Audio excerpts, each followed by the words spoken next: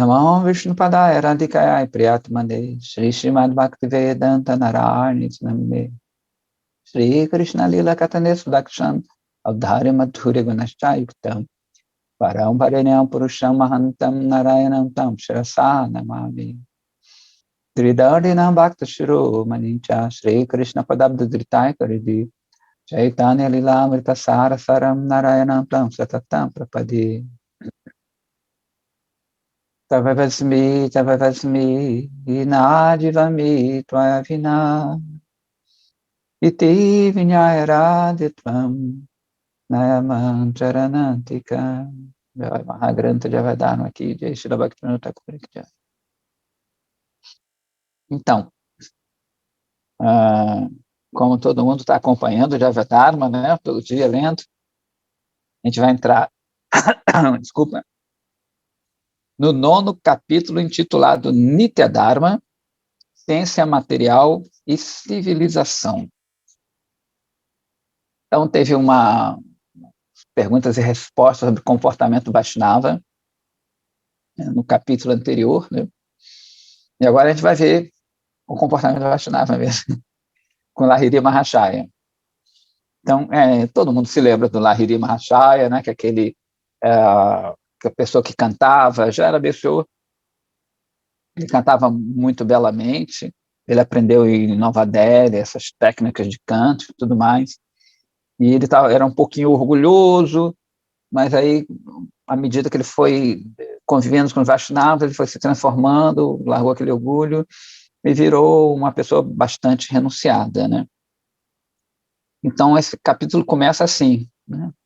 Um dos protagonistas vai ser o Lahiri Mahashaya, que fala que ele já estava ali por mais ou menos 3 ou 4 anos naquela convivência, uma vida super simples, né?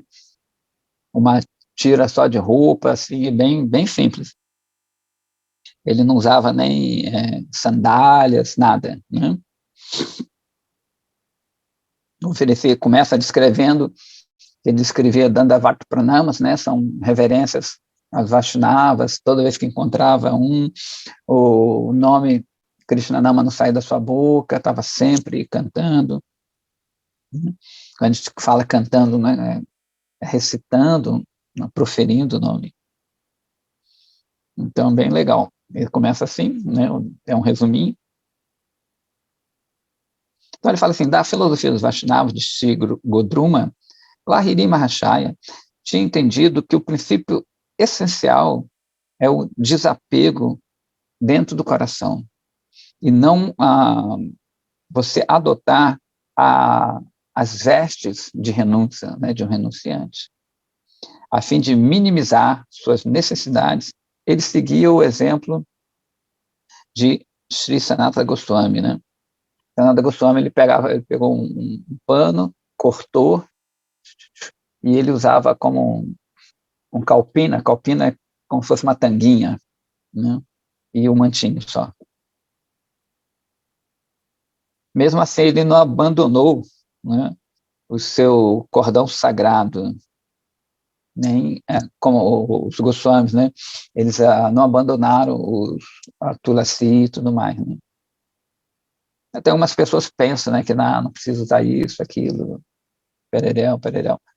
É bom, é interessante que ele falou que, apesar que a renúncia é dentro do coração, né, interna, mesmo assim, né, ele poderia não usar mais nada, ficar pelado, como alguns jainistas andam pelados, tem uns yogis, digamos assim, jainistas que andam pelados, mas mesmo assim ele levava os atavios Vaishnavas, ainda mais Tulasi. Tulasi não é considerado algo material, esse cordão, né, essa madeira sagrada, não é considerado algo material. Então, isso já não é considerado um apego, né? Alguns atavios ele manteve, claro. Todavia, né, ele fala, sempre que seus filhos queriam dar algum dinheiro, ele falava, não vou aceitar, né, isso, nem um centavo das pessoas materialistas. Chandrasekhara, se lembra? A gente já falou dele, que era o filho mais velho dele. Uma vez trouxe para ele 100 rúpias, que na época era muito dinheiro. para um festival que alimentasse os Vaishnavas. Mas Lahiri Mahashaya se lembrou de Sri Dasa Goswami, Raghunath Dasa Goswami, o exemplo dele, e não aceitou esse dinheiro. Então, aqui a gente pode se perguntar, vem cá, mas esse dinheiro não podia ter transformado numa coisa legal? Não. Então, a gente tem que ver quem é quem.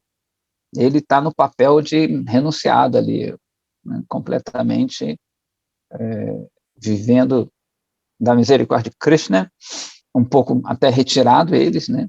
Então ele não aceitou. No nosso caso, a gente aceitaria, né? Para o benefício nosso e da pessoa que deu. Né? Então, a gente tem que ver quem é quem na sociedade Vaishnava, como a gente falou no último capítulo. Né? São coisas diferentes. Tem pessoas, aquelas pessoas completamente renunciadas não aceitam quase nada. Né? E cada um é cada um também, né? Ninguém é robozinho. Então, um dia, Paramahansa Babaji falou assim, Lahiri Mahashaya, você está agora livre de todos os traços do comportamento não Vaishnava. Embora nós tivéssemos aceitado os votos de mendicância, nós ainda podemos aprender muito, né, a partir da sua renúncia. Se você tivesse pelo menos um nome Vaishnava, tudo ia ficar perfeito. E Lahiri Mahashaya falou assim, você é meu Parama Gurudeva. Você lembra que o guru de Lahiri Mahashaya, quem é Vaishnava Dasa, e o guru de Vaishnava Dasa é o Paramahansa Babaji. Então, ele é o Parama Guru, ou seja, o guru do seu guru. Por favor, né? Fala, você é meu Parama Gurudeva, por favor, faça o que você achar melhor. Então, Babaji Maharaja disse assim, você está morando agora em Shantipura, então vou dirigir a você como Sri Advaita Dasa, que é onde morava Advaita Acharya, né, em Shantipura. Lahiri Mahashaya caiu assim, em prostradas reverências, e aceitou a misericórdia do seu novo nome. A partir desse dia, todos começaram a chamá-lo de Sri Advaita Dasa, e se referiam ao kutira, a cabaninha dele, né, onde ele residia, claro, e fazia seu bhajana como Advaita Kutira, né, ou seja, a cabaninha de Advaita. E o Advaita Dasa tinha um amigo, aqui a gente entra em outro tópico, né, de infância, chamado Digambara Chattopadhyaya. Se liga nesse nome que a gente vai ver, Digambara. Que era assim, ele era muito rico, né, e tinha uma reputação por fazer muitos serviços importantes na corte muçulmana, né, na administração ali da corte muçulmana. Deixa eu pegar um negocinho aqui. Okay.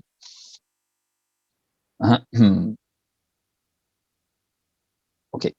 Quando Digambara Chattopadhyaya ficou mais velho, ele se aposentou ali e retornou à sua vila em Ambikakala, né? Lá ele ouviu que seu amigo de infância tinha renunciado, né, tinha largado tudo, inclusive o seu nome, né, mudou seu nome, para Sri Advaita, e estava passando o tempo todo cantando Harinama. E agora vamos ver, é importante a personalidade, quem é o Digambara Chattopadhyaya?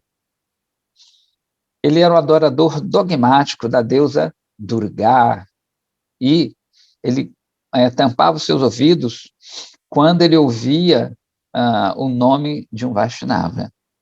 Eu não gostava muito do Vaishnava. Quando ele ouve sobre a queda, entre aspas, né, do seu amigo amado, ele disse ao seu servo, Vamadadasa,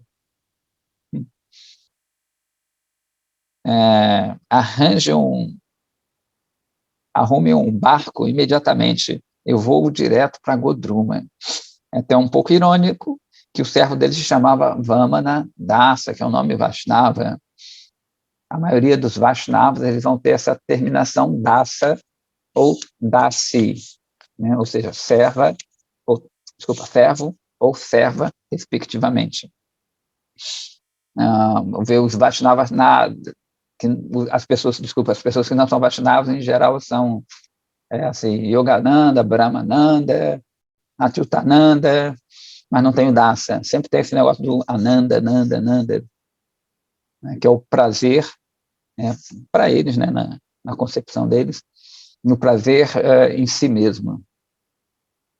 Então é até interessante, que ao mesmo tempo que ele disse que tapava os ouvidos por ouvir o nome de um Vaishnava, ele mesmo está falando Vamana Dasa. Bem irônico. Então o servo rapidamente alugou um barco e, né, foi reportar isso para o seu mestre. Digambara Chattopadhyaya era muito astuto. Ele era erudito nos Tantra Shastras, presta atenção nisso, e era altamente hábil, né, nos modos da civilização muçulmana. Ele conviveu muito com a corte muçulmana. E seu conhecimento de persa e árabe forçava mesmo os eruditos escolares, os eruditos muçulmanos, a admitir a derrota nas suas mãos. E ele deixava qualquer brahmana, né, erudito, meio assim atônito por sua expertise, né, sua habilidade em argumentar o Tantra Shastra. Então, é interessante que aqui a gente vai falar sobre Tantra. Vai ter outro capítulo sobre Shakti, mas esse capítulo aqui a gente já vai falar bastante sobre Tantra e Shaktismo, né? Shakti, digamos assim. É bem interessante que a gente tem uma ideia bem estranha aqui sobre isso. E ele adquiriu uma reputação significante em Delhi, Lucknow, na verdade, e em outras cidades, né? E no seu tempo livre, ele escreveu um livro chamado Tantra Sangraha, ou seja, um compêndio sobre Tantra. E nesse livro ele mostrou seu extenso conhecimento por meio de seus comentários nos shlokas, nos versos. Digambara levou o seu Tantra Sangraha com ele e subiu no barco, assim, meio num humor meio zangadinho. Dentro de 6 horas, pô, demorou, hein? Em 6 horas, eles chegaram a Sigodruma, onde Digambara instruiu um homem inteligente para ir procurar Shri Adwaita Dasa, enquanto ele permanecia no barco. O mensageiro dele, Digambara, encontrou Shri Adwaita Dasa sentando no seu kutira, cantando Harinama, e ofereceu pranamas a ele, ofereceu reverências a ele. Quem é você, né? A Adwaita Dasa fala, você veio aqui para quê? A pessoa falou, eu fui mandado pelo venerável Digambara Chattopadhyaya. Ele perguntou se Kalidasa ainda se lembrava dele, ou se ele tinha se esquecido dele. Né? Kalidasa é o antigo nome do Lahiri Mahashaya. Né? Sri Adwaita Dasa falou assim, onde está Digambara? Ele é meu amigo de infância. Né? Como é que eu poderia esquecer dele? Ele adotou o Vaishnava Dharma? O homem falou, olha, ele está sentado ali no rio, num barco. Eu não posso dizer se ele é um Vaishnava ou não. Ele falou assim, Adwaita, por que ele está lá no rio? Por que ele não veio até o meu kutira? Quando o mensageiro ouviu essas palavras convidativas, ele foi informar Digambara, né, que chegou no Adwaita Kutira dentro de 1 hora, acompanhado de outros cavaleiros, uns poucos cavaleiros. Digambara sempre foi um homem generoso, né, e agora ele se tornou sobrecarregado de júbilo quando ele viu o seu amigo. Ele ficou muito contente quando viu o amigo dele. Né? Então é bem interessante que, apesar dele, a gente vê que ele não gostava muito dos Vaishnavas e tudo, ele era generoso. Né?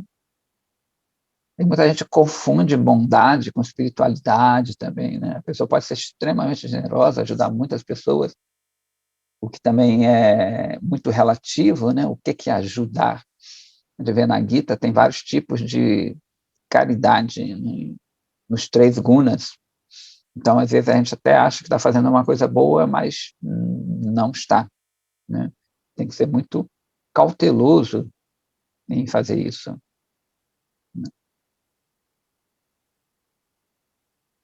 Então, ele abraçou Shri Adwaita Dasa e entoou uma canção que ele mesmo tinha composto. Fala assim, essa canção. Ó Mãe Kali. Kali todo mundo conhece, né? Aquela semideusa que tem vários braços, tem armas, tem a língua comprida, bem avermelhada. Né? Então fala assim, ó Mãe Kali, quem nos 3 mundos pode sondar seus passatempos, suas atividades? Algumas vezes você assume a forma de um homem, outras de uma mulher, e outras ainda você aparece numa batalha assim muito feroz. Como Lorde Brahma, você cria o universo. Como Shiva, o destrói. E como Vishnu, mantém o universo e todos os seres vivos. Como Shri Krishna, você aparece em Vrindavana e vagueia de floresta a floresta tocando a flauta. Então, novamente, você aparece em Nova Duipa como Shri Gaura e inebria a todos com o cantar do Shri Harinama. Então, é claro aqui que ele é um Shakta, né? Fica bem nítido que ele é um Shakta, pessoa que segue essa linhagem. Para ele, né, a Kali assume todas essas formas. Né? E a última análise é uma coisa bem Advaita Vada. A mãe Kali, na verdade, ela não teria uma forma, né, definida. A Advaita Dasa ofereceu a Digambara Chaturya um assento feito de folhas, né, que ele era extremamente renunciado, falava, vem, meu irmão, entra. Há quanto tempo que a gente não se encontra? Né? Digambara, então, sentou-se, expressando sua afeição com lágrimas nos olhos, e disse assim, meu irmão Kalidasa, por onde eu iria, né? Agora que eu... Né? Agora você se tornou um renunciante e você não se importa mais para os devas ou para seus deveres religiosos. Eu vim de Punjab, que é um estado na Índia, do norte da Índia, cheio de esperanças, mas nossos amigos de infância todos se foram. Aí ele fala Peixa, Pagla, Kenda, né? Kelly, o carpinteiro, e todo mundo morreu, né? Todo mundo foi embora. Agora somente restam eu e você. Eu pensei que eu poderia algumas vezes cruzar o Gangá e encontrar você em Shantipura. E você poderia uma vez cruzar o Gangá e visitar-me em Ambika. Nós poderíamos passar nosso tempo que nos resta, né? Cantando juntos, estudando tantas shastras. Ai de mim, alas. O destino foi cruel comigo. Você se tornou um monte de estrume de vaca inútil, né? Que não tem nenhum uso nessa vida ou na próxima. Por favor, fale-me, como é que isso aconteceu com você? Né? Deu uma esculachada aqui. Não é mole, não. Esculachou o amigo dele. Falou que gosta dele, mas deu uma esculachada. Enfim, a Adwaita Dasa pôde ver que seu amigo de frente, seu amigo de infância, né, era uma companhia bastante desejável. Ele já sacou logo que não é muito interessante ficar na companhia dele, né? E começou a bolar um modo de escapar das suas garras. Pensando assim, ele disse, irmão de Gambara, você se lembra no dia em Ambicá, quando a gente estava jogando guli-danda, brincando de criança, né? Uma brincadeira, e a gente foi até naquele velha árvore de tamarindo. Assim, eu me lembro, sim, claramente. Foi uma árvore de tamarindo pertinho da casa de Gauridaça Pandita, que é um companheiro de Chaitanya Mahaprabhu. Goranitai costumava sentar-se embaixo dessa árvore. A Adwaita fala assim, irmão, quando a gente estava jogando, você disse assim, não toque nessa árvore. O filho da tia Shati olha que interessante que ele fala que é tia, né? Da tia Shati, que é a mãe de Mahaprabhu, né? Por isso que a gente canta Jaya Shati Nandana Jaya Gaurahari, Jaya Shati Nandana Jaya Gaurahari. Ou seja, né, Shati Nandana, o filho de Shati, Chaitanya Mahaprabhu. Então ele fala assim, olha, o filho de Shati costumava sentar aqui, e se nós tocarmos nessa árvore, a gente vai virar renunciante. Então ele já temia isso, né? Mas ao mesmo tempo ele conhecia, interessante que ele conhecia um pouco do Vaishnavismo. Aí o Digambara fala assim, sim, eu me lembro muito bem isso. Eu reparei que você já tinha uma certa inclinação aos Vaishnavas. E por isso eu disse assim, ó, você vai cair na armadilha de Gauranga.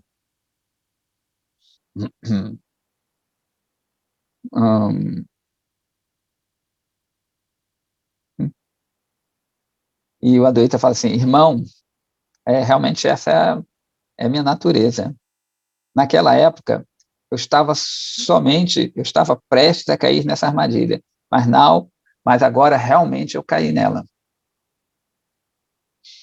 Então, o Digambara falou, ó, segura na minha mão, não é bom permanecer em uma armadilha.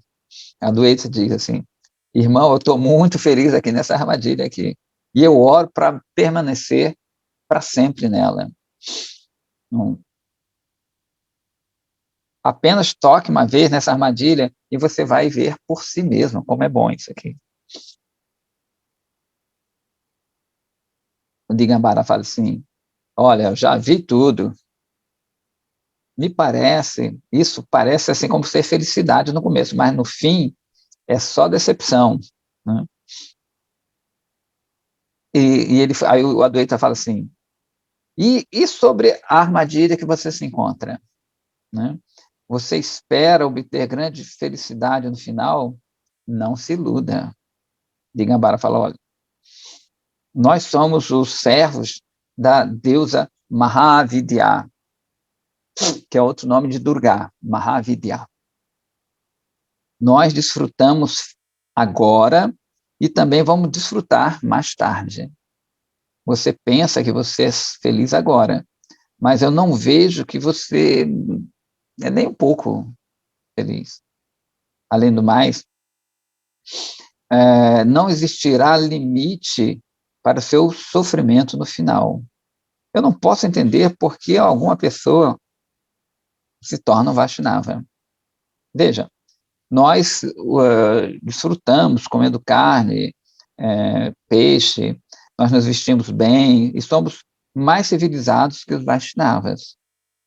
Nós desfrutamos da felicidade da ciência material, que a ciência material nos propicia, enquanto você fica desprovido de todas essas coisas. Em última análise, você não vai se libertar desse mundo. Né? É interessante que o Digambara ele vai falar muito de se vestir bem, dos modos da atual civilização, né? Mas o nome dele, como a gente está falando no começo, é Digambara. Digambara quer dizer nu, né? É vestido pelo céu, que é um nome de Shiva também, às vezes a própria Kali, que é aquele que é vestido pelas direções, né? Ou seja, leste, sul, norte, sul, leste, oeste, ou seja, ele não, na verdade, as direções, o céu, outras vezes é traduzido assim, vestido pelo céu, ou seja, não tem roupa.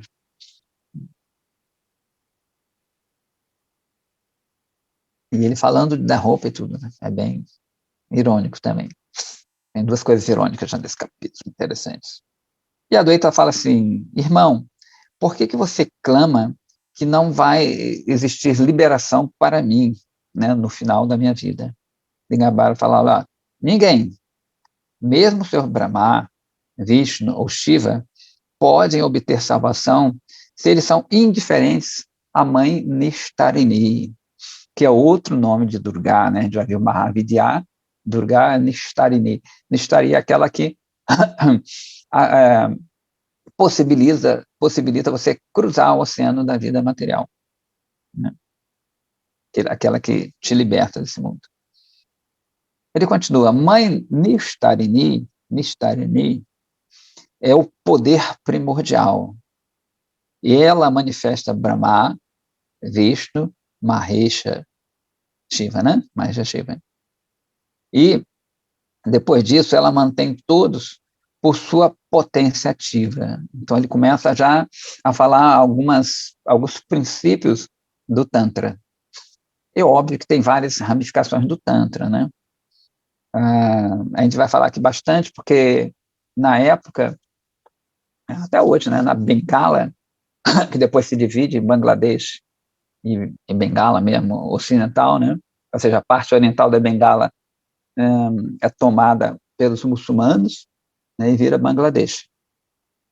Então, nessa região, se cultuava muito, tinha muito esse estudo do Tantra, e se cultuava muito Kali, tanto que dizem que Calcutá, né, vem de Calcutta, que era o lugar de Kali, Calicut. Então, isso era muito comum, né? Até hoje lá, os bengalis são famosos por fazerem muita magia, muito jabaculê, né?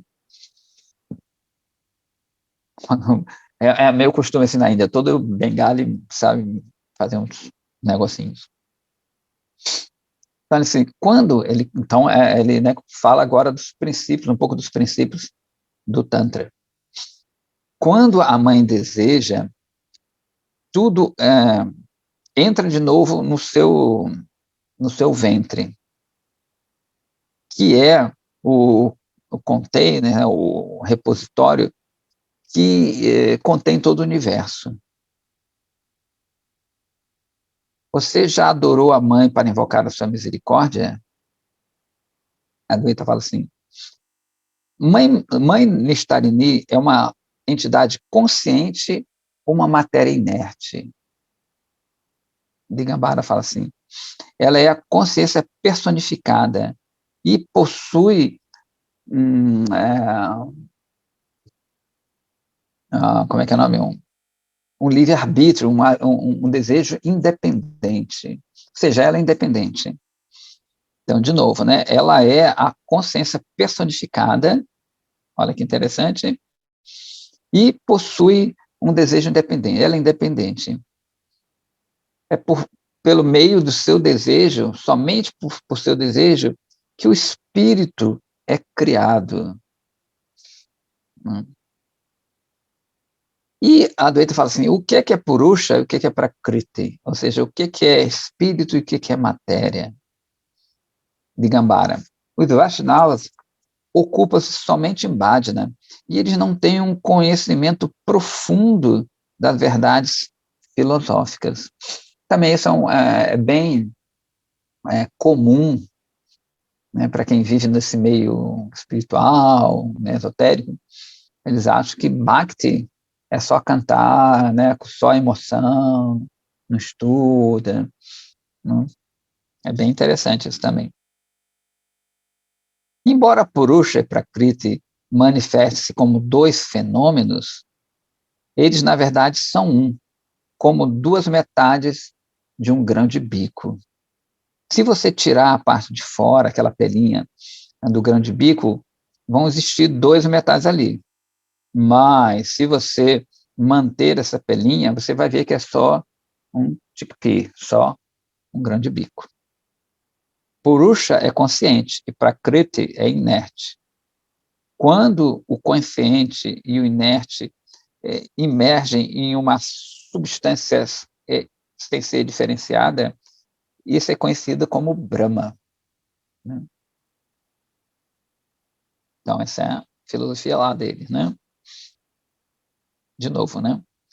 Purusha é consciente e Prakriti é inerte.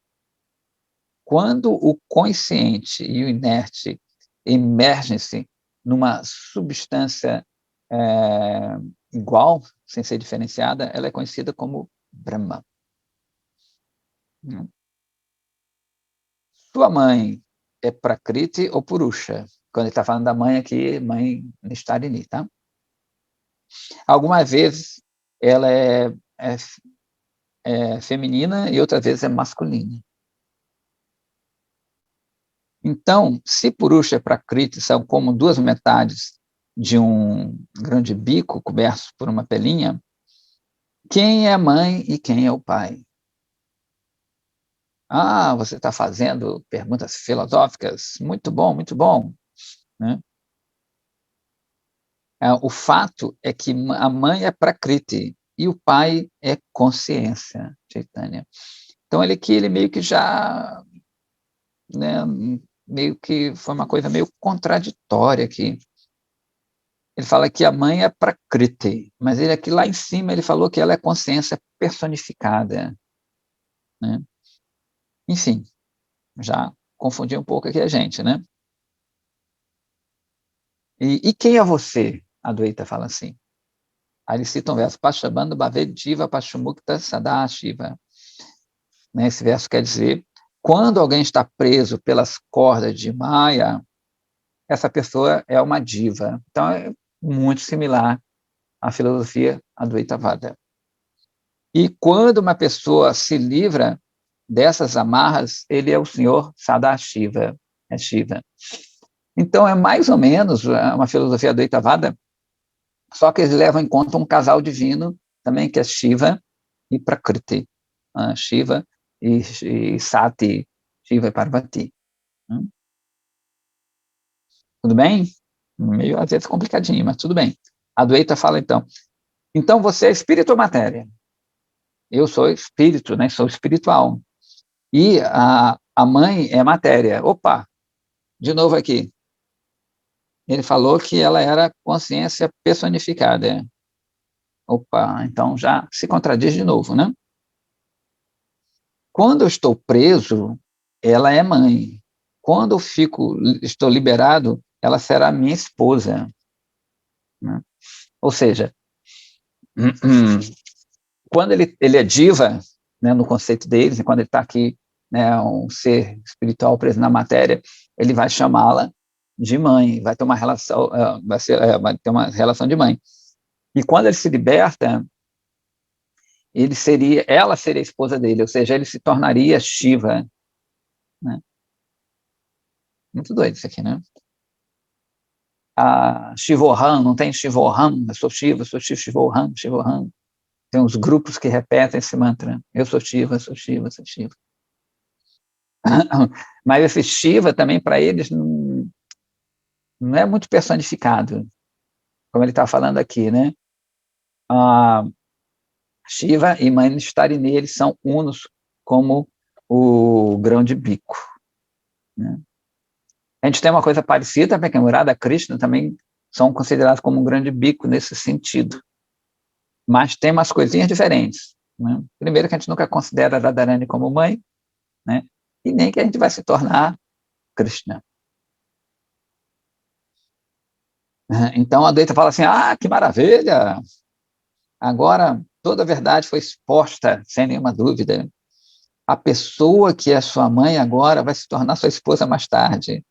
De onde é que você tirou isso? O Digambara fala assim, irmão, eu não sou como você, simplesmente fico ali falando, Vaishnava, Vaishnava.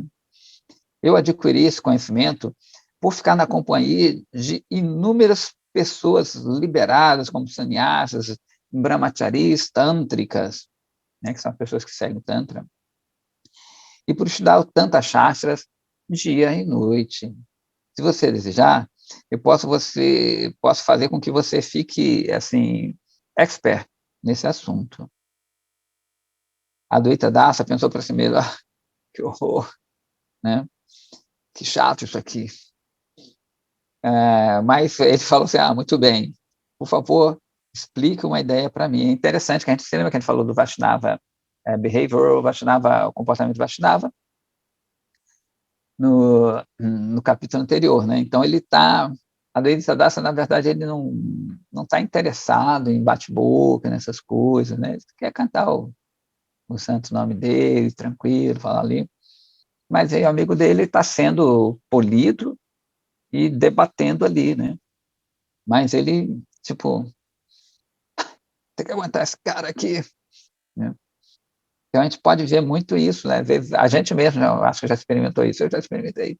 A pessoa fica falando uma coisa, quer te passar uma coisa, e você, né? Eu não quero passar a coisa, quer dizer, eu gostaria de passar, mas não vou enfiar a goela dentro. A pessoa não quer, tudo bem, não tem problema. A pessoa fica assim com esses argumentos. Por educação, a gente tolera, né? Então, a Advaita Dasa está assim mesmo, né? Fala, fazer o quê, né? E ele fala assim, muito bem, por favor, então me explica um negócio para mim.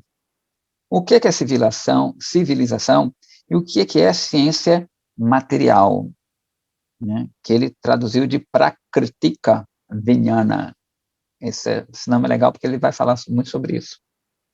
Então, Digambara fala assim, civilização significa falar de maneira cortês, né, numa sociedade culta, vestir-se de uma forma respeitável, agir de maneira bem agradável, e comer e conduzir-se de uma forma que não seja repugnante aos outros. Você não faz nada disso. Você está dizendo isso? Digambara continua assim.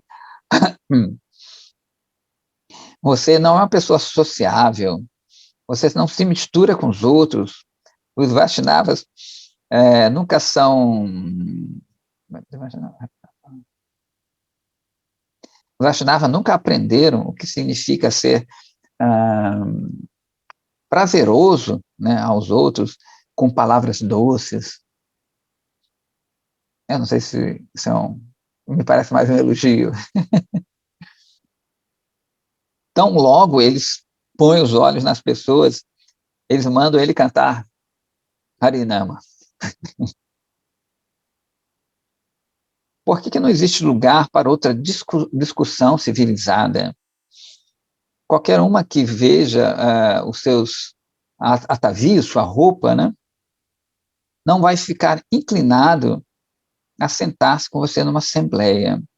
Você usa uma tanguinha e um tufo de cabelo peculiar, né, lá em cima da sua cabeça, e uma guirlanda de contas no seu pescoço. Você não é nem um pouco civilizado, né? É até interessante que tem uma menina que é devota, que ela não pode usar cante no trabalho, né? É muito louco, né?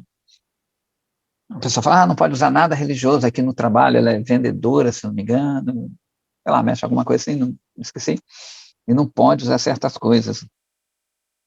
Eles acham, muitos não conhecem, acham que é coisa de hippie, né? Então, tem aquele padrão de civilização, de se vestir de um jeito tal, né?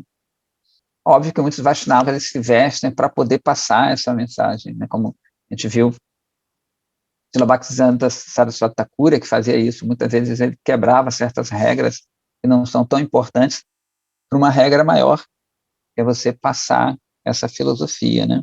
Mas isso a gente vê muita gente, né, com essa ideia peculiar, né? Especialmente ele, o Lahiri Mahashaya, a Advaita Dasa, né, que é uma pessoa renunciada. Outro dia eu estava falando com uma pessoa também que é interessante, que se a pessoa, se o religioso, né, ele é muito renunciado, eles acham ele vagabundo, uma pessoa largada. Se ele usa roupa, fala que ele está usando coisa material. Eu falo, pô, vem cá, o que você quer então? Não, ele está usando roupa boa, está usando não sei o que lá, materialista. Aí não usa nada, alguma coisa, vagabundo. As pessoas estão sempre insatisfeitas, né? A Advaita falando assim, Então, disse, entre parênteses, aqui fala aqui, né? Decidindo começar uma certa discussão, de forma que o Digambara pudesse ficar meio zangado e fosse embora, o que seria um grande alívio. Ele falou, já não aguento mais esse cara, então vamos lá. Então, vamos discutir aqui. Se ele ficar zangado, é bom que ele vá embora. Se ele ficar, é bom que ele aceitou a filosofia Vaishnava. Então, ele fala assim, então, o tipo de vida civilizada dará a oportunidade de alcançar um destino mais elevado na próxima vida, ou seja, né, esse tipo de comportamento, né, de civilização vai te levar a um lugar superior na próxima vida. A Digambara fala assim, a cultura em si mesma não garante um destino melhor na próxima vida, mais elevado na próxima vida.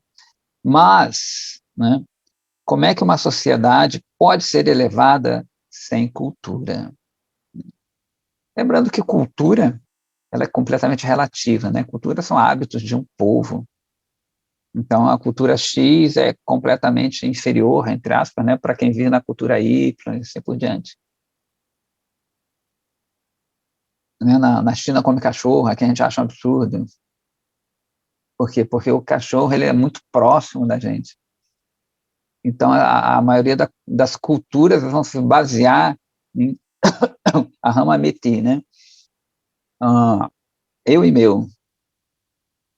Se dentro da minha casa tem um cachorro que eu trato ele quase como um ser da família, esse arrancara, ele vai se estender a todos os cachorros. Então, cachorro é legal, né? Porque ele é meu, me ajuda. Agora, você não tem uma vaca em casa. Então, vaca é feita para comer, cachorro é feito para ficar em casa e você fazer carinho, ser seu companheiro. Ou um gato, uma coisa assim. Então, tudo vai depender da extensão do nosso arrancara, nosso ego falso. Né? Então, se aquilo se estende, aquilo está englobado no meu meio, aquilo não pode ser tocado. Quando está englobado em outro meio, tudo bem. Né? Agora não, mas antigamente no Oriente, em geral, você não botava cachorro em casa. O cachorro sempre ficava fora. Aqui, cachorro come na mesa, se beija cachorro, um negócio meio estranho. Né? Lá não tem essa coisa. Agora começa um pouco, né, a ter essas coisas. Já a vaca, na Índia, entra, às vezes, na sua casa, tem um livre acesso, né? E é óbvio que nem sempre o pessoal também tem essa ideia que toda vaca é assim. Inclusive, tem até um filme, o Muco, que fala que a vaca também sofre na Índia, tem gente que come carne de vaca na Índia, né? A gente tem uma ideia muito estreita das culturas. É que nem achar que todo brasileiro joga futebol. Eu não jogo nada. Então, a gente tem uma ideia muito ingênua do outro, né? Então, ele continua assim. Desculpa. Então, ele falou isso aí. Fala, se a sociedade é elevada, então uma pessoa pode se esforçar por progredir pelo progresso em outros planetas. Então, ele está tendo uma ideia bem material, né? A Adwaita fala assim, irmão, você pode dizer alguma coisa, mas você pode dizer qualquer coisa, né? Se você vai... I may say something. Ok. If you not become satisfied. Eu vou dizer alguma coisa assim se você não ficar chateado, né? Posso falar uma coisa? Ou seja, em miúdos, né? Trocando em miúdos. Eu posso falar uma coisa? Você não vai ficar chateado? A Digambara fala, ó, você é minha amiga de infância, né? Eu abandonaria minha vida por você, eu daria minha vida por você. Como é que eu não posso tolerar qualquer coisa que você diga? Ele já deu uma esculachada nele, né? Eu sou o campeão do comportamento civilizado, né? Mesmo se eu ficar zangado, as minhas palavras vão permanecer doces, né? Quanto mais uma pessoa esconde seus sentimentos, mais culto ele deve ser visto, né? Deve ser mais, considerado como uma pessoa muito culta. A Adwaita fala assim, a vida humana é muito curta, existem muitas perturbações. Nessa duração de vida muito breve, o único dever da humanidade é adorar Sri Hari de forma simples. Estudar os modos da civilização material, da cultura, é simplesmente enganar a alma. Eu entendi que a palavra civilização é simplesmente outro nome para fraude civil. Um ser humano permanece simples enquanto ele adere ao caminho da verdade. Quando ele adota o caminho da desonestidade, ele deseja parecer civilizado e, para satisfazer os outros, satisfazer os outros com palavras doces. Mas, internamente, ele permanece viciado no engano e nos feitos malévolos. O que você descreve como civilização não tem boas qualidades, porque a verdade e a simplicidade são as únicas boas qualidades. Nos tempos de hoje, a civilização significa manter escondido seu modo depravado de vida. A palavra civilização, aí ele já passa aqui para o sânscrito, sabhyata, literalmente significa participar em um sabha. Sabha é uma assembleia, né? Uma assembleia virtuosa. Na realidade, civilização que está livre do pecado e do engano é somente encontrada entre os Vaishnavas. Os não Vaishnavas apreciam muito a civilização que está saturada com o pecado. A civilização que você fala não está relacionada ao Nitya Dharma da diva, né? Ou seja, a natureza eterna do eu. Se a civilização significa adornar-se com roupas estilosas para aparecer aos outros, então as prostitutas são mais civilizadas do que vocês. O único requerimento para vestir-se é que devemos cobrir o corpo e mantê-lo limpo e livre de um odor desagradável. Lembrando sempre que ele é um renunciado, tá? No capítulo anterior, a gente falou mais sobre o comportamento Vaishnava das pessoas que estão lidando mais com a sociedade. Aqui ele está falando mais das pessoas extremamente renunciadas, né? Então, é prejudicial você estar num ponto e querer ser igual ao outro e vice-versa. Comida é impecável quando ela é pura e nutritiva, mas se você somente se importa se ela tem um gosto bom ou não, né, isso não é legal. O vinho, né, as bebidas alcoólicas, na verdade, e a carne são, por natureza, impuros. E a civilização baseada no consumo de tais coisas é simplesmente uma sociedade dedicada ao pecado. O que passa como civilização no presente momento é a cultura de Kali Yuga, né?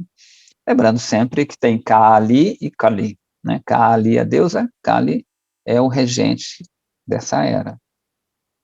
Digambara fala assim, você esqueceu a civilização dos imperadores muçulmanos? Apenas considere as maneiras com a qual as pessoas sentam-se na corte de um imperador muçulmano. Quão polidos eles são ao falar e quão éticos eles são, né? Eles têm muita etiqueta. Aí eu devo falar, essa é uma conduta material, né?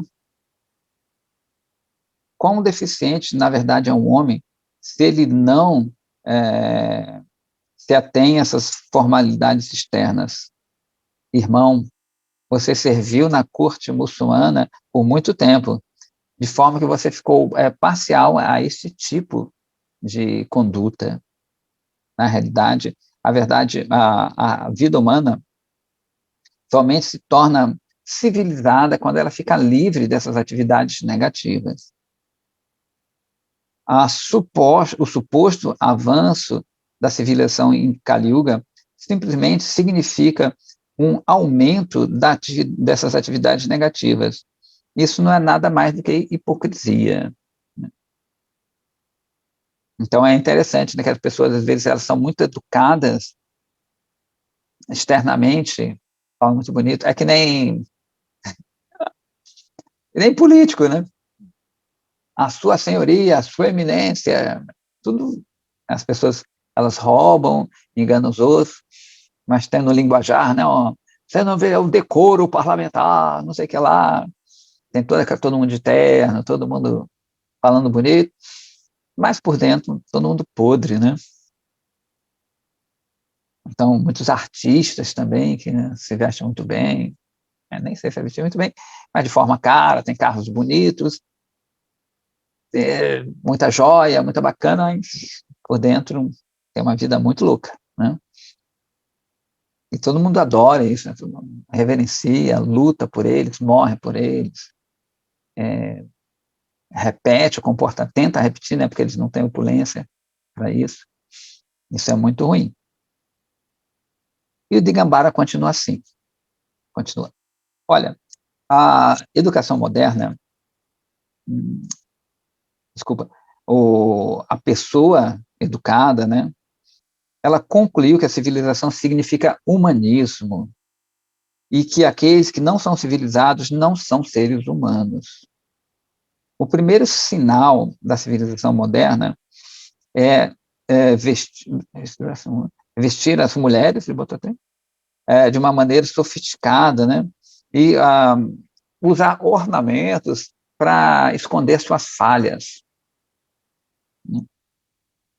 Adwaita fala assim, considere se essa ideia é boa ou má. Eu percebo que aqueles que são chamados educados são pessoas que não são muito legais, né? E que tiraram vantagem dessa época. Tais pessoas favorecem essa civilização enganosa parcialmente por causa das suas impressões pecaminosas dentro dos seus corações e parcialmente porque elas veem ali uma oportunidade de esconder suas falhas. Isso pode, como a gente está falando, né, com essas pessoas, pode ser as falhas de caráter e as falhas físicas também, né? Pode um sábio encontrar felicidade em tal civilização? Somente argumentos vãos e a intimidação física podem manter veneração por uma civilização de pessoas ímpias. Dingabara fala assim, algumas pessoas dizem que a sociedade está avançando com o aumento do conhecimento do mundo, e eventualmente aqui, né, será o céu, ou seja, a Terra vai se tornar um céu devido a esses avanços de conhecimento. Aí o Deita fala assim, olha, isso é simplesmente uma fantasia, é completamente extraordinário que as pessoas tenham fé nisso aí, como é que vão ter fé nisso, né? E ainda é mais bizarro que outros que têm a audácia de propagar tal coisa sem, na verdade, acreditar, sem eles mesmos acreditarem nisso. Existem dois tipos de conhecimento. Agora a gente vai entrar mais na filosofia, né? O conhecimento paramártica, que relata sobre a verdade espiritual eterna, e o laukika, que é o conhecimento que se relaciona com o mundo transitório. O primeiro, né, o conhecimento da verdade eterna, né, paramártica, não, não está aumentando, ao contrário, né, na maioria dos casos, ele está sendo corrompido e desviado da sua natureza original. Somente o conhecimento laukika parece que está aumentando. Será que a diva tem um relacionamento eterno com esse conhecimento temporário? quando esse conhecimento temporário aumenta, a mente das pessoas se torna distraída pela aquisição de coisas materiais. E eles negligenciam a verdade espiritual original. Eu firmemente acredito que quanto mais esse conhecimento, o Laukika, desse mundo aumenta, a civilização se torna mais hipócrita. Né? Isso é um grande infortúnio para todos os seres vivos. Né? Um infortúnio, por quê? A Adwaita fala assim, como eu disse antes, a vida humana é muito curta. As divas são como viajantes que se encontram no hotel. E eles devem usar esse breve espaço de tempo, né, de vida, para preparar-se para seu destino supremo. Seria uma mera tolice se esses viajantes que estão assim nesse hotel ficassem muito apegados às condições que ele oferece, né, e tentassem melhorar essas condições. Né? Ou seja, você está no hotel ali, num hostel, uma pousadinha, e fica apegado àquilo ali, quer melhorar aquilo ali quando você é um viajante, né? O seu destino é outro. Então, você fica parado no meio do caminho. Quanto mais alguém se envolve com conhecimento material, mais o tempo que você usaria para as coisas espirituais diminui. Então, é interessante, as pessoas que gostam mesmo, né, de conhecer não, esse conhecimento do mundo, que é interessante, né? Às vezes a gente vê a história e tudo, você fica envolvido naquilo ali.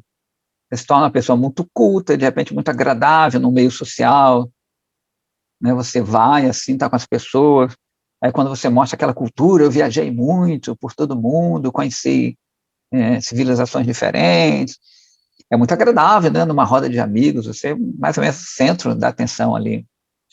Você toca violão, todo mundo gosta. Né?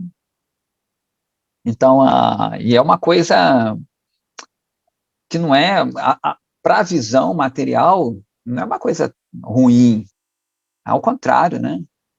A pessoa muito educada, trata todos muito bem, né? Isso é uma coisa que atrai mesmo as pessoas normais, né? Assim, mais, que estão mais no Sattva-guna. A pessoa mais ignorantão, ela não gosta muito. Né? Acha aquilo meio chato, prefere um pagodão, um negócio assim. Mas isso é muito atraente, né? Para a civilização moderna, as pessoas, todo mundo ali falando uma coisa bonita, qualquer assunto que toca você sabe um pouco, é bem interessante, isso é cativante, né? Aí chega um Vaishnava, só fala de Krishna, mas, porra, cara, tá muito limitado isso aí, cara, você só pensa nisso, nisso, nisso, porra, ampliar essa mente aí, porra, fala de outra coisa, só fala isso, só quer falar de Krishna, Krishna. Tanta coisa interessante no mundo, olha, eu estive na Espanha e conheci a Praça dos Toros, alguma coisa, começa assim, né? É isso mais ou menos que ele está falando aqui, né? E você acaba fascinado nessa coisa do conhecimento e o tempo, né? Isso vai acabar porque você vai morrer, não vai levar isso. E cadê aquele tempo que você usaria para conhecer o Paramartika Jnana, né? O conhecimento transcendental? Aquilo vai ficar para sempre para você. E eu posso nascer burro, não? Eu tenho completamente burro, sem condição de adquirir conhecimento e tudo mais. Aí começa tudo de novo, né? Então, não é muito interessante. Né? Agora, explicar isso fica um pouco difícil para as pessoas, né? Elas acham que o Vaishnava é muito limitado, né? Que é muito louco também, que se você se limita ao ilimitado, né? Deus é ilimitado. Como é que você pode ser limitado? É estranho, né? Então, ele continua aqui. Eu estou convencido que o conhecimento material deve ser usado somente na medida que a pessoa precisa para se manter. Ou seja, né, a pessoa trabalha, óbvio que ela tem que conhecer aquilo do trabalho dele para se manter e assim por diante. né? Não existe necessidade para um excessivo conhecimento material, né?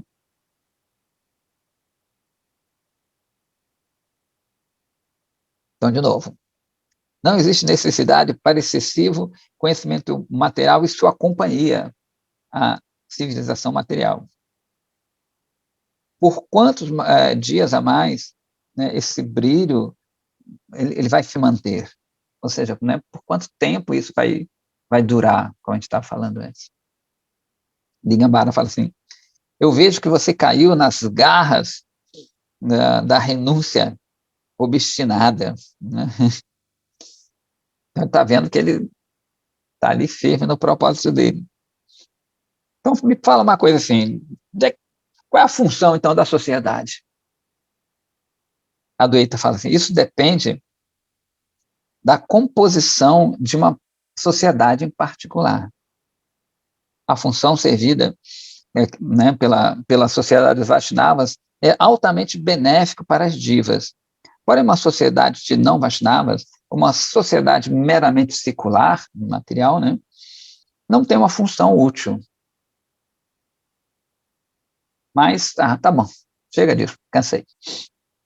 Me diz, o que significa para você a ciência material? Digambara fala assim, o Tantra Shastra, né, são as escrituras tântricas, né? Não confundir que tem o Vaishnavismo, o Tantra Vaishnava também. Não? Tem umas...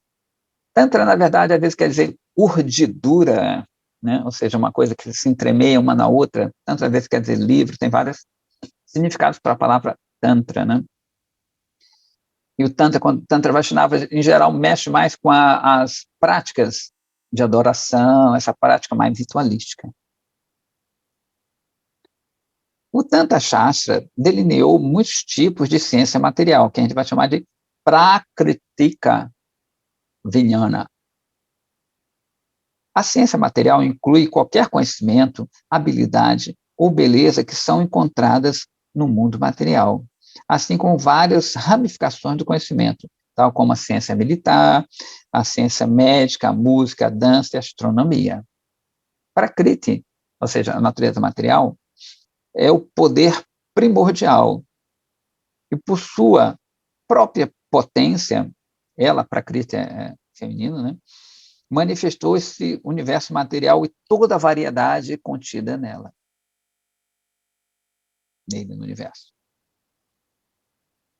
Cada forma é um subproduto da sua potência e é acompanhada pelo conhecimento ou a ciência correspondente a essa potência, né? Quando uma pessoa adquire esse conhecimento, ela se liberta dos pecados cometidos a Mãe Nistarini. Ok?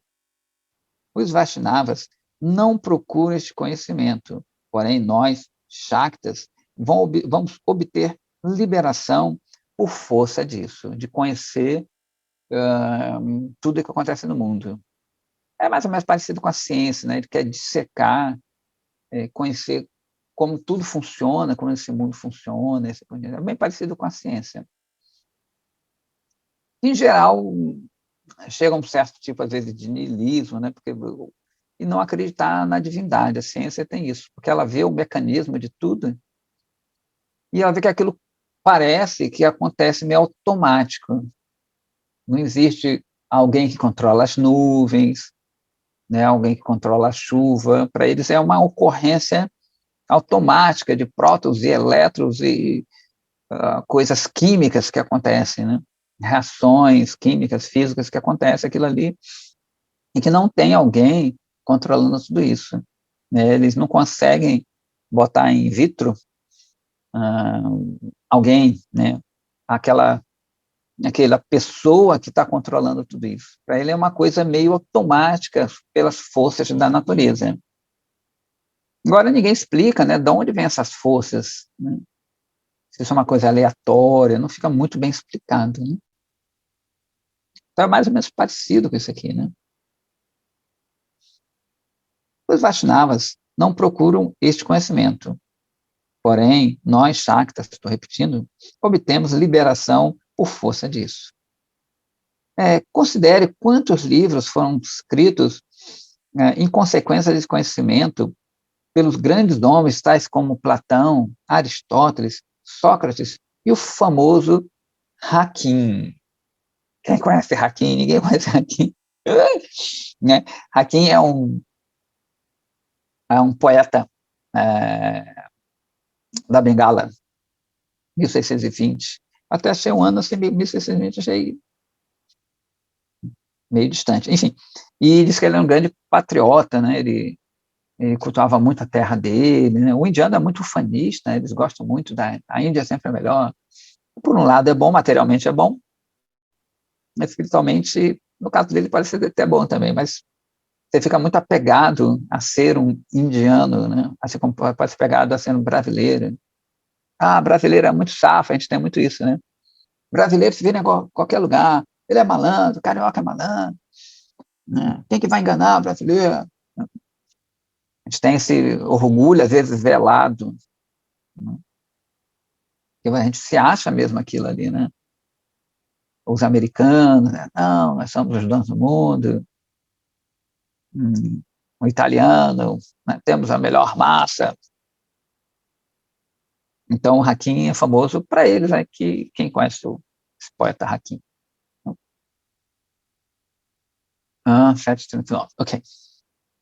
A Adwaita está fazendo, Digambara, você disse que os Vaishnavas não têm interesse em Vijnana, ou seja, o conhecimento experimentado, né? Ou seja, a prática, mas isso não é verdade. Então, essas palavras sempre vão acontecer, Jnana e Vijnana, ou Jnana, em geral as pessoas falam, e Vijnana. Vai depender, em sânscrito é um pouco diferente. Então, Jnana vai ser, teoricamente, tem vários significados, é porque a gente vai entrar muito nessa história. Então, Jnana muitas vezes é conhecido como só uma coisa teórica, né, um conhecimento teórico, e o Vijnana seria um conhecimento prático. E muitas vezes, dependendo do contexto, Jnana vai ser aquele conhecimento que visa você se libertar desse mundo, que é o processo, em geral, dos Advaitas Vadis, né, essas pessoas que a gente chama de Mayavadi, personalista, eles acham que é por meio do conhecimento que você vai se libertar. Né? Conhecendo a verdade os libertará. Os cristãos falam muito isso, né? Porém, para a gente, os Vaishnavas, não é só conhecer. Conhecer é uma parte, óbvio. Né? Você conhece, você sabe, eu sei que eu não sou esse corpo. Né? Mas e na prática? Né? Quando eu fico doente, né? Ou quando acontece alguma coisa. Quando a gente fala corpo, é o complexo corpo-mente. Né? Todo Vaishnava, muitos religiosos sabem que não são esse corpo. Mas quando acontece alguma coisa com ele, a gente sofre. Né? Às vezes nem com ele, às vezes com alguém que está relacionado a ele. Né? Você tem um parente que morre, você sabe que não morre, mas você chora. Ou o contrário, você ri, né? Quando alguém te satisfaz, alguma coisa. Então, isso seria esse outro significado de jnana ou jnana. Né? Já vijnana seria quando você percebeu aquilo ali, a gente traduz como realizar, né? O conhecimento realizado. Né? Ou seja, quando você vivencia aquilo ali. Ou seja, você sabe que não é esse corpo, e você age como não fosse ele. Então, tem esses dois significados e outros que a gente vai ver por aí. Tá? Então, continuando aqui, perereu, ok. Então, o Adwaita fala assim, né, vou repetir, Digambara, você diz que os Vaishnavas não têm interesse em Vijnana, que seria esse conhecimento realizado, prático, mas isso não é verdade. O conhecimento puro dos Vaishnavas é dotado de Vijnana. Aí ele cita um verso, esse verso é bem interessante, que é do Bhagavatam 2.931, que fala assim, Sri Bhagavan disse, ó Brahma, o conhecimento de mim é não dual. Né? e ainda assim tem 4 divisões específicas. Ou seja, apesar de eu ser não dual, né, ser uno, ainda existe assim 4 funções específicas, divisões específicas. Jnana, Vijnana, Rahasya, Tadanga. A diva não pode entender isto meramente por sua própria inteligência, mas você pode entender isso por meio da minha misericórdia. Krishna está falando, né? Para Brahma. Isso é quando Brahma aparece, ele Krishna instrui ele. Jnana, né, esse conhecimento, é meu swarupa, minha forma intrínseca. E meu relacionamento com minha potência é Vijnana. Né? E meu relacionamento de Krishna com a minha Shakti, né, minha potência é Vijnana. A diva é meu Rahasya. Não, a minha Rahasya, não meu Rahasya. Porque o sânscrito, às vezes, eu penso no sânscrito masculino, mas às vezes no português tem que ser feminino aqui. Então, a diva, o eu, é meu segredo. Rahasya quer dizer meu segredo. E Pradana, essa natureza material, é meu Jnana Anga. Né? Uma anga é um corpo, um pedaço do meu conhecimento. Esse verso é bacana, eu já vi uma aula só sobre esse verso, é bem interessante, é bem profundo. Então ele fala aqui, quer ver a hora? Antes dessa criação, Bhagavan ficou satisfeito com a adoração de Brahma, instruiu sobre o conhecimento do puro Vaishnava Dharma. Bhagavan disse assim, ó Brahma, eu estou explicando a você este conhecimento mais confidencial que se refere a mim, o qual é dotado com percepção, que contém o mistério de prema, do amor divino, e no qual é composto dos angas de sadhana bhakti, dos membros, das partes, dos componentes de sadhana bhakti. Aceite tudo isso de mim. Então, quando o Brahma ele aparece, né, por isso que ele é considerado o nosso guru primordial, Adi Brahma, né? Adi Guru, porque Krishna que instrui a ele, e ele mais tarde vai instruir a Narada Muni, que instrui a Vyasadeva, até chegar ao nosso tempo, né? Krishna hoite chaturmukha. Tem uma canção que fala sobre a sucessão, né? E fala, Krishna hoite chaturmukha. Chaturmukha são a pessoa de 4 faces. Ele está começando por Brahma. Essa canção fala toda, né, os principais, óbvio, que de Brahma para cá tempo para caramba, mas os mais proeminentes, até chegar a Mala, até Chaitanya Mahaprabhu e aos nossos mestres. Né? Então, Brahma é o guru primordial, primeiro guru do universo, né? Especialmente esse Brahma, porque ele foi instruído pessoalmente por Krishna. Os outros Brahmas e outras eras, talvez não. Né?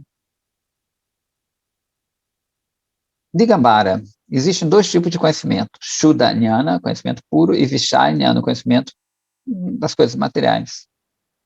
Todos os seres humanos, todos os seres humanos adquirem Vishaya Jnana por meio dos sentidos, mas esse conhecimento é impuro, né? Então ele é inútil para, né, os objetos transcendentais. Né? Não é que você vai ficar burro também, não fazer nada, mas isso aí, o conhecimento transcendental, isso não resolve, né? Então, muitas pessoas pensam assim, né? Que isso serve para muita coisa. Eu tinha um conhecido meu, que ele era interessante, que ele nunca tinha tempo para o sadhana, que ele sempre achava que quando ele alcançasse uma posição X, né, ele morava longe do templo, acho que ainda mora, nunca mais vi, né, que é muito louco. Ele sempre tinha uma pré-condição para fazer o sadhana, para se reunir mais com o Vaishnava, assim por diante, né? Minha vida assim tão ruim, então quando eu conheci, aí ele começou a estudar para fazer um concurso, para ter uma independência financeira, para ter mais tempo, para ir para o templo e se dedicar mais. Mas cada vez que ele fazia uma coisa, se enrolava mais. Não, aí se separou da menina, não, assim, eu vou ter mais tempo, aí casou com outra, aí acabou tendo um filho, quando vê, né, que nem aquela história do yogi, com uma túnica só. Então, cada vez que ele achava que a condição material iria favorecê-lo, né, né, ele se enrolava mais. É muito louco, ele sumiu, nunca mais ouvi. Ele ficou nessa, se enrolando, nem sei como é que ele está, espero que ele esteja bem, né? E fazendo o sadhana que ele fazia ainda. Ele era, apesar de tudo, ele era bem determinado, mas eu nunca tive mais conhecimento dele. É bem interessante. Então, isso não tem essa coisa assim, tudo bem, né? Ontem até eu estava falando com um devoto lá, um Vaishnava, que realmente se você não tem uma condição, no nosso caso, se você não tem uma condição material razoável, fica um pouco mais difícil. Porém, a gente tem que ver, né, que não é a condição material que está ajudando você a fazer sua prática, e sua prática não é bhakti. Então, nenhuma condição material ajuda bhakti. Ela pode ajudar ao sadhana, a prática, e essa prática pode atrair a atenção de Vaishnava. Então, isso é um detalhe que tem que ficar muito bem entendido. Né? Eu estou duro, não tenho dinheiro, não tenho nada, então minha bhakti vai piorar. Não, a gente nem tem bhakti. Né? O nosso sadhana, a nossa prática, que teoricamente seria sadhana bhakti, ou seja, uma prática para alcançar bhakti, pode ser dificultada. Né? Esse rapaz até ele tem 2 filhos, então fala, realmente, se eu não tiver um dinheiro, né, eu tenho que alimentar meus filhos, dar educação, perereu, eu não vou, minha mente, na hora de cantar e de ler, vai ficar preocupada nisso. Está correto. Né? Porém, né, isso é para a gente, isso não atrapalha Bhakti, porque nem Bhakti a gente tem, então não pode atrapalhar. Então pode atrapalhar, né, o nosso sadhana devido à nossa deficiência. A gente estava comentando que o meu Gurudeva falar, quando faltar qualquer coisa, você não tem que procurar nada. Você canta, faz seu sadhana, faz sua prática, e Krishna vai dar tudo. Né? Isso são os verdadeiros renunciantes, são pessoas muito elevadas. E realmente isso acontece. Né? Mas que fique, né, entendido que filosoficamente não atrapalha nossa bhakti, já que a gente não tem. Pode atrapalhar, porque devido à nossa deficiência, nossa prática, e essa prática chama a atenção dos Vaishnavas, ou não. Né? Como a gente já falou da vez, Bhakti é sua tantra completamente independente, não depende de nada. Nada, nada, nada. Né? Mas a gente tem que saber se localizar, né? Ver onde a gente se encontra, como a gente está, aí sim ver nossas deficiências. Vem uma mãozinha ali de Lokanatha, Jai Sri Radha. Diga lá. Jai Prabhu, Hare Krishna. Hare Krishna. Diga. Prabhu, o senhor, eu entendi mal, o senhor citou aí que talvez os outros Brahmas, os outros universos não tenham sido destruídos por Krishna, é isso? Talvez sim, não sei te dizer. Certo. Não sei como é. Mas o que tem a ver com isso que o senhor está falando, aquele passatempo que tem do senhor Brahma, que ele acha que ele é o único Brahma, e aí ele chega lá numa reunião lá e tem um monte de Brahmas lá. Como é que... Alô? Como é que é isso, Prabhu? Tipo, para mim, implicitamente, tá que todos lá são instruídos por Krishna, ou não? Então, talvez eu tenha me expressado mal, porque Srila Prabhupada diz que nem todo Brahma ele é puro. Ele pode ter sido instruído, mas não é puro. Sim. Eu acho que eu me expressei mal. Sim. Desculpa. Tá ok, Prabhu. Né? Mas ele fala que esse Brahma, Srila Prabhupada especificamente fala que esse Brahma é um devoto puro. Né?